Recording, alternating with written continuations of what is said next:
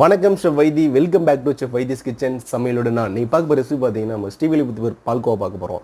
அந்த அங்காடியை செய்யக்கூடிய பால்கோவா வந்து எனக்கு கிட்டத்தட்ட பார்த்தீங்கன்னா 1 லிட்டர் பாலுக்கு நான் 250 கிராம் சுகர் யூஸ் பண்ணியிருக்கேன். இந்த 1 லிட்டர் பால் வந்து அந்த 1/4 லிட்டர் ஆகும்போது தான் சுகர் ஆட் பண்ணி ஒரு சூப்பரான ஒரு தித்திப்பான ஒரு பால்கோவா பார்க்கலாம். வாங்க வீடியோவில் போகலாம்.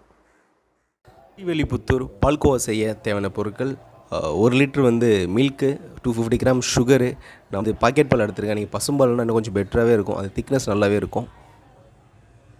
ஒரு கடாயை வச்சு அதில் மில்க் ஆட் பண்ணிக்கலாம். மில்க் வந்து நல்லாவே கொதிக்கணும். நான் எந்த ஒரு கீ ஏலக்காய் போடுற எதுவுமே நான் ஆட் பண்ண கிடையாது. வெறும் சுகரும் மில்க் வச்சு பண்ண போகிறோம். ஸ்ரீவில்லிபுத்தூர் பால்கோவா செய்ய டைமிங் பார்த்திங்கன்னா ஒரு 35 நிமிஷம் ஆகும். நான் பண்ணுற ப்ராசஸ் பார்த்திங்கன்னா நான் அங்கே உள்ள அங்காடிங்களில் வந்து இதை தான் செய்வாங்க.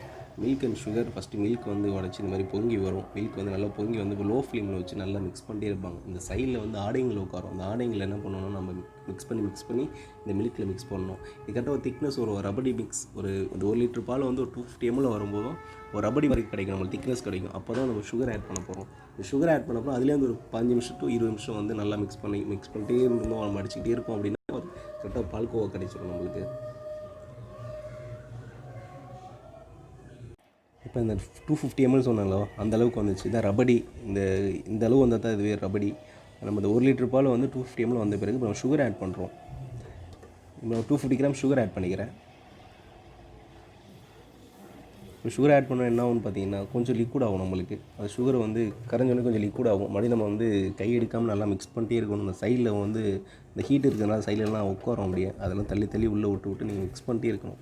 மிக்ஸ் பண்ணிட்டே இருக்கும்போது உங்களுக்கு வந்து திக்னஸ் கிடைக்கும். கரெக்டாக இதுலேருந்து ஒரு 10 நிமிஷத்தில் வந்து நம்மளுக்கு ஒரு திக்னஸ் கிடைக்கும். கொதிக்கும். இந்த மாதிரி கொதிச்சிட்டே இருக்கும்போது நீங்கள் மிக்ஸ் பண்ணிட்டே இருங்க. லோ ஃப்ளேமில் வச்சு மிக்ஸ் பண்ணுங்கள். இந்த திக்னஸ் வரும். அடுத்த ஒரு 10 நிமிஷம் இந்த திக்னஸ் வரும். இப்போ என்ன பார்த்தீங்கன்னா இன்னும் கொஞ்சம் ஒரு 5 நிமிஷம் இந்த மாதிரி மிக்ஸ் பண்ணிட்டே இருந்தோம்னா நம்ம இந்த பால்கோவா அந்த அளவுக்கு நம்ம திக்னஸ் கிடச்சிரும். அந்த திக்னஸ் கிடைச்ச பிறகு இந்த மாதிரி வந்துருச்சு பாருங்கள். இந்த திக்னஸ் கிடைச்ச பிறகு நம்ம என்ன பண்ண போகிறோம், அந்த கடாயை ஃபுல்லாக நம்ம அப்படியே எப்படி ஆற வைக்க போகிறோம். இல்லை நீங்கள் வந்து பிளேட்டில் எடுத்து வச்சு கூட ஆற வைக்கலாம். நான் வந்து கடையிலே அப்படியே சைடில் அப்படியே கொஞ்சம் ஆற வைக்கிறேன். இந்த மாதிரி பண்ணி நான் ஆற வச்சிடுறேன். இது ஆறின பிறகு நான் என்ன பண்ணுறேன்னு பார்த்தீங்கன்னா ஒரு சின்ன பவுலில் ஒரு பிளேட்டில் வந்து நம்ம சேஞ்ச் பண்ணிக்கலாம்.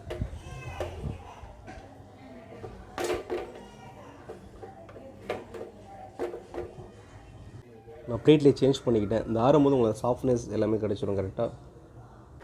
இன்றைக்கி ரொம்பவே சூப்பரான ஒரு தித்திப்பான ஒரு ஸ்வீட் பால்கோவா எப்படி செய்யுதுன்னு பார்த்தாச்சு. நீங்கள் எப்படி இருக்குன்னு ட்ரை பண்ணி பார்த்துட்டு கமெண்ட் பண்ணுங்கள், ஷேர் பண்ணுங்கள், லைக் பண்ணுங்கள், சப்ஸ்கிரைப் பண்ணுங்கள், அதெல்லாம் பெல் பண்ண கிளிக் பண்ணுங்கள். நாளைக்கு சூப்பர் ரெசிபியில் மீட் பண்ணுறேன். தேங்க்ஸ் ஃபார் வாட்சிங் வீடியோ. See by.